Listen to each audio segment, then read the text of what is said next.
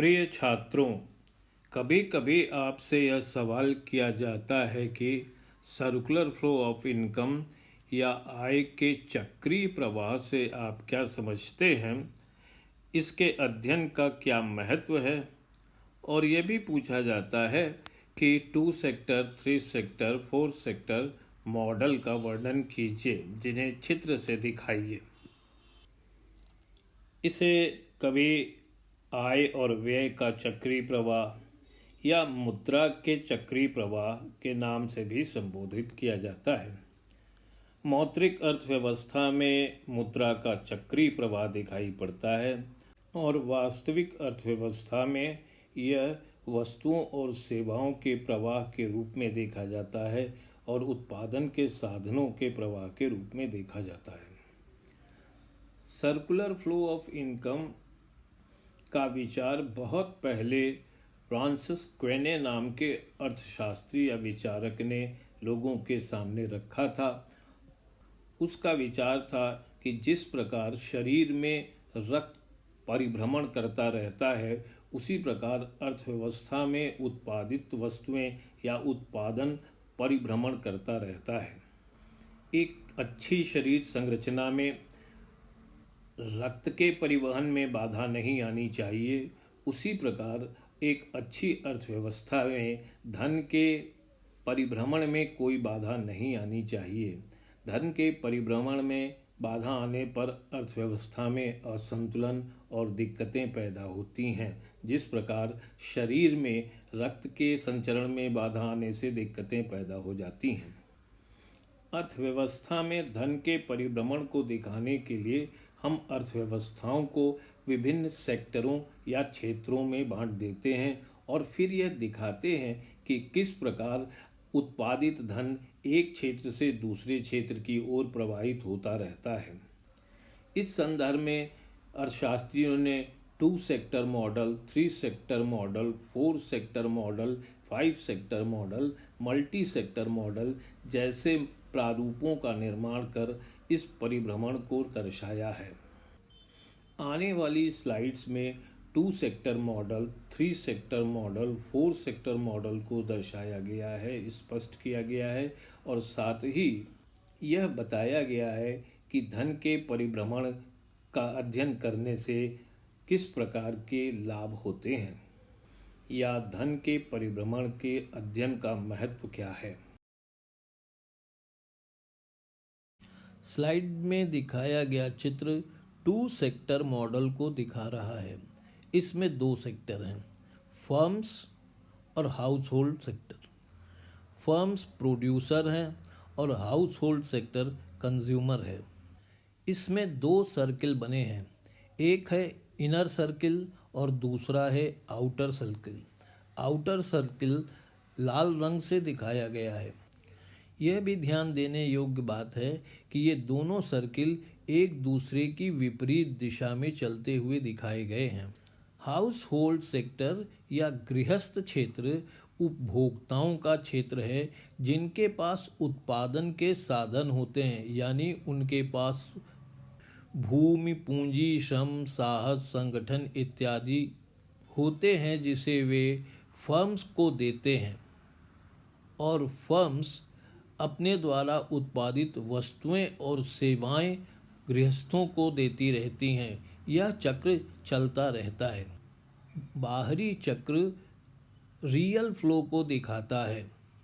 अगर इसका वर्णन हम मौद्रिक संदर्भ में करना चाहें तो वह यह है कि गृहस्थों द्वारा दी जाने वाली सेवाओं, भूमि, पूंजी, श्रम, साहस, संगठन के बदले फर्म उनको मौद्रिक आय देती है और इस मौद्रिक आय को वह व्यय करके फर्म द्वारा उत्पादित वस्तुओं और सेवाओं को प्राप्त करते हैं। इस प्रकार इस चित्र में यह दिखाया गया है कि मौद्रिक परिभ्रमण वास्तविक परिभ्रमण के ठीक विपरीत दिशा में होता है।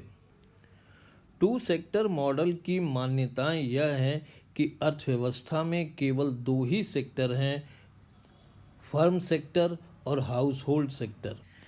इस मॉडल में यह मान लिया गया है कि कोई उपभोक्ता किसी प्रकार की बचत नहीं करता, कोई उत्पादक किसी प्रकार की बचत नहीं करता और कोई भी सामान उत्पादित वस्तु बिना बिके नहीं रह जाती, उसका विनिमय हो ही जाता है। और अगर ऐसा होता है तो संपूर्ण उत्पादित धन का परिभ्रमण होता रहता है। यह माना जा रहा है कि बचत नहीं है, कोई कर नहीं है, आयात निर्यात जैसी प्रक्रिया नहीं है।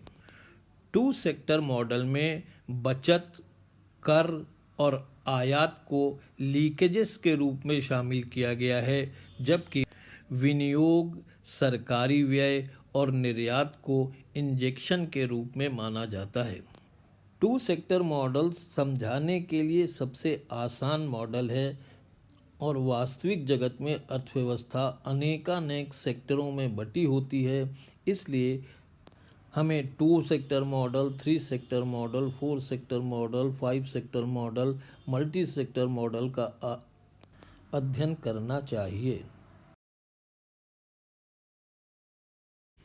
इस चित्र में टू सेक्टर मॉडल के लीकेजेस और इंजेक्शन को समझाया गया है।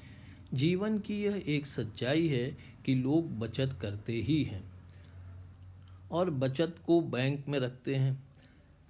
सरकारें अर्थव्यवस्था में होती हैं और वो लोगों से टैक्स भी लेती हैं और साथ ही साथ किसी देश से आयात निर्यात की प्रक्रिया भी होती रहती है।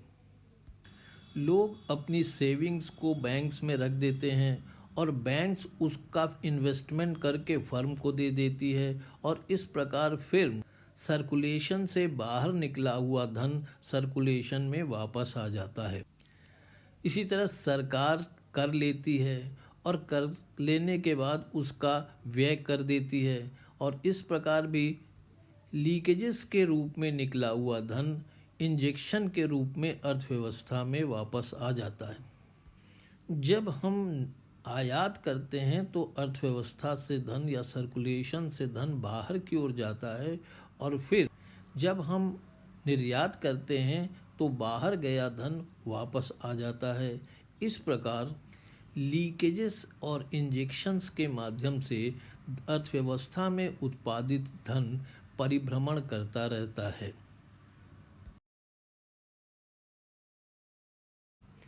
इस चित्र में दिखाया गया है कि टू सेक्टर मॉडल में यानी हाउस होल्ड और फर्म्स के मॉडल में अगर हम एक तीसरा सेक्टर गवर्नमेंट सेक्टर शामिल कर लें तो थ्री सेक्टर मॉडल बन जाता है।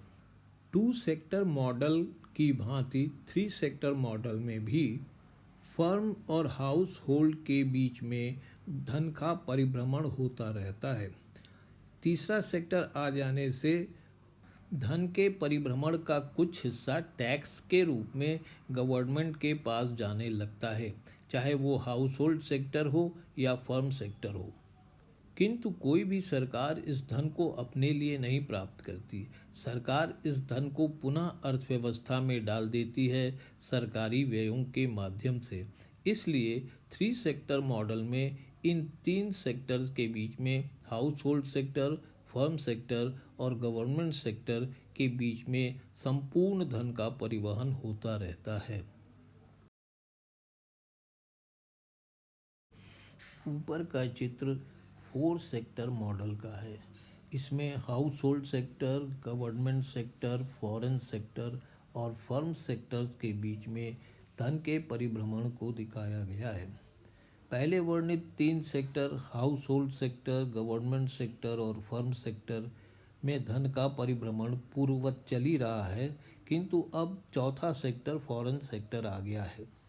फर्म्स द्वारा आयात करने के परिणाम स्वरूप धन फॉरेन कंट्रीज में पहुंच जाता है और इस प्रकार से परिभ्रमण से बाहर हो जाता है। किंतु जब फर्में फिर निर्यात करती हैं तो फॉरेन गया हुआ धन वापस आ जाता है और अर्थव्यवस्था में पूर्ववत परिभ्रमण करने लगता है। इसी तरह इसमें यदि हम बैंकिंग सेक्टर को भी शामिल कर लें या फाइनेंशियल सेक्टर को भी शामिल कर लें तो हम फाइव सेक्टर मॉडल बना सकते हैं। उसमें यह दिखाया जाएगा कि सभी सेक्टर अपना धन बैंकों में जमा करते हैं और बैंक फिर विनियोग के माध्यम से जमा धन को अर्थव्यवस्था में डाल देती है और परिभ्रमण पूर्ववत होने लगता है। चक्रीय प्रवाह का अध्ययन बहुत ही महत्वपूर्ण विषय है। इससे हमें नीतियों में सहायता मिलती है, हमें इन्फ्लेशन डिफ्लेशन को कंट्रोल करने में सहायता मिलती है, राष्ट्रीय आय का अनुमान लगाने में भी ये हमारी सहायता करता है। राष्ट्रीय आय का अनुमान लगाने के लिए हम आय विधि या व्यय विधि का इस्तेमाल करते हैं। सर्कुलर फ्लो में हमें दिखाया जा रहा है कि आय कितनी हो रही है या व्यय कितना हो रहा है, जिससे हम राष्ट्रीय आय का अनुमान लगा सकते हैं। सर्कुलर फ्लो के चित्र को देखने से हमें पता लगता है कि अर्थव्यवस्था के विभिन्न सेक्टर एक दूसरे पर किस प्रकार से निर्भर हैं।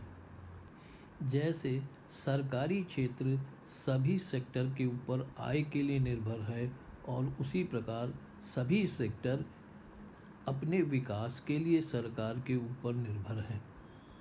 बैंकों की उपस्थिति सभी सेक्टरों के लिए अपरिहार्य है। सभी सेक्टरों को उपभोक्ताओं की आवश्यकता है और सभी उत्पादकों को भी उपभोक्ताओं की आवश्यकता है। अगर किसी अर्थव्यवस्था में से लीकेजेस ज़्यादा हों और इंजेक्शन कम हो तो अर्थव्यवस्था में असंतुलन पैदा होता है।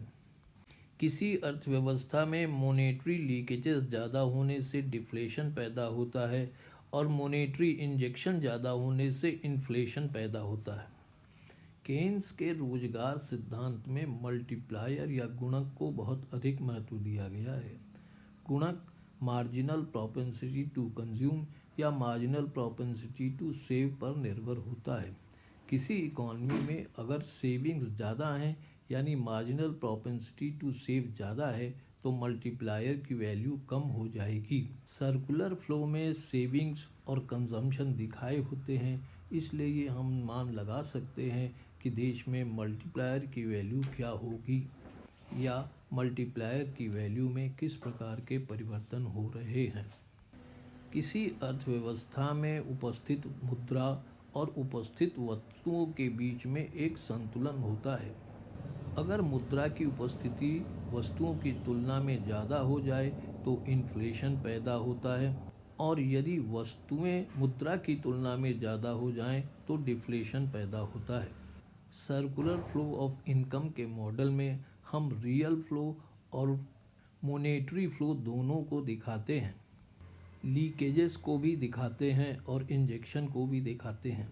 अगर डिफ्लेशन पैदा हो रहा हो तो सरकार अपनी मॉनेटरी पॉलिसी से मनी इंजेक्ट कर सकती है और अगर इन्फ्लेशन पैदा हो रहा हो तो सरकार ऐसी मॉनेटरी पॉलिसी बना सकती है जिससे मुद्रा बैंकों के ही पास रह जाए, वह अर्थव्यवस्था में न जाने पाए। आय के चक्रीय प्रवाह के प्रारूपों में सरकारी क्षेत्र के आय और व्यय को भी दिखाया जाता है। इससे सरकार अपनी कॉन्ट्रैक्शनरी और एक्सपेंशनरी फिस्कल पॉलिसी का निर्माण कर सकती है। सर्कुलर फ्लो ऑफ इनकम के विभिन्न मॉडलों में आयात और निर्यात की स्थिति भी दिखाई जाती है और सरकार इसके आधार पर अपनी विदेशी व्यापार की नीति का निर्धारण कर सकती है। इस प्रकार हम पाते हैं कि सर्कुलर फ्लो ऑफ इनकम की स्टडी हमारे लिए अर्थव्यवस्था को समझने और नियंत्रित करने में बहुत सहायक होती है।